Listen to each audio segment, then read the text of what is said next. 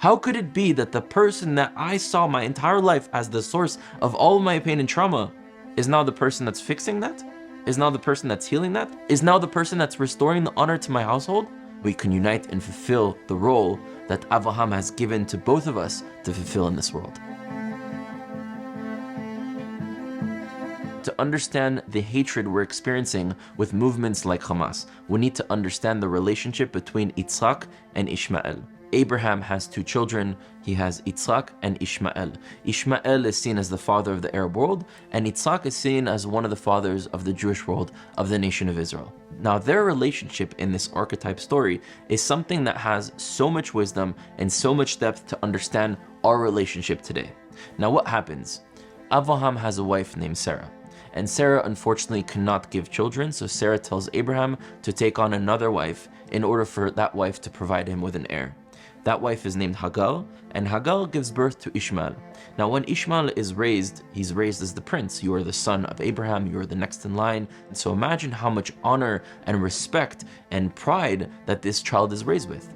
Then all of a sudden, the impossible happens. Sarah, that is super old and was barren her whole life, has a child, and Yitzhak is born.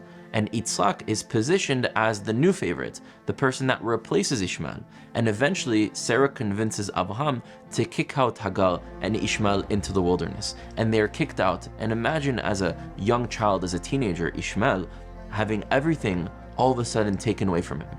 Depending on a child's maturity, people can take that differently. But for Ishmael, what did he see?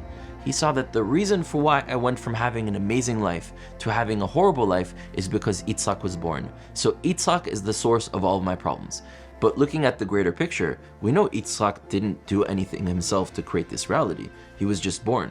How is it Yitzhak's fault that with just his birth, all of a sudden this creates this trauma to Ishmael? Ishmael didn't have the maturity to comprehend that, and he saw it solely that the reason for why he suffers in this world, the reason that his mother and him were shamed and kicked out to the wilderness, is because of Yitzhak, and due to that, has this inner hatred that is brewing and growing against his own brother Yitzhak. And for many, many years, he wanted to kill Yitzhak. He hated Yitzhak for thinking he was someone that he wasn't without even truly knowing his own brother.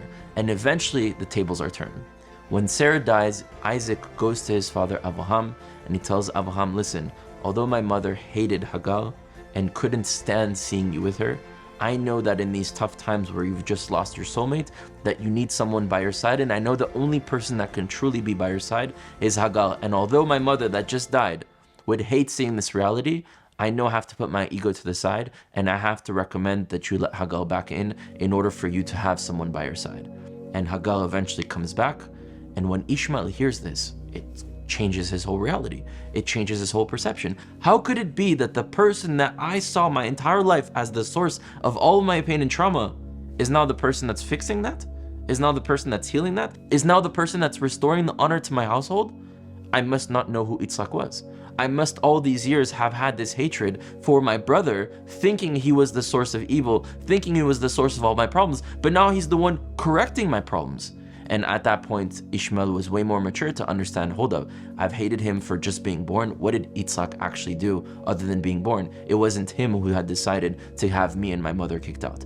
And this selfless action, even though Yitzhak didn't create the problem, he realized he had the power to fix it. And when Yitzhak did that, that allowed Ishmael to heal from his trauma, and eventually Ishmael and Yitzhak come together to bury their father when he dies, and they come together and create unity, which is what Avraham always wanted to see, Ishmael and Yitzhak united. Now, when we're experiencing the extremes of Ishmael today in Hamas, hating the Jewish people so much, you realize that they hate us for who we're not.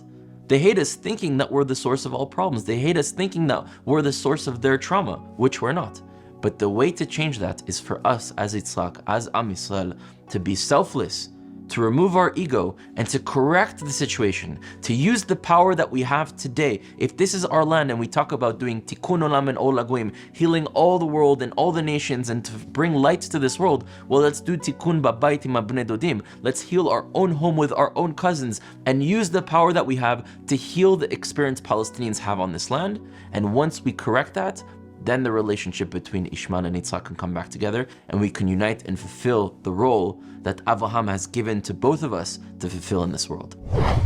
Habibi, thank you, brother. Nice talking to you. too. I love you. Inshallah, Inshallah, we'll people have peace. will change and become good humans. This is an archetype story to understand the repeat within history that we're living in. There is a peace to find, there is justice to be fixed and healed with Ishmael. The moment that happens is when we realize that although we didn't create that problem, we have the power and the ability, and we're going to remove the ego involved in order to fix it. And once we do, then they see us for who we are, and then we're able to unlock each other by uniting.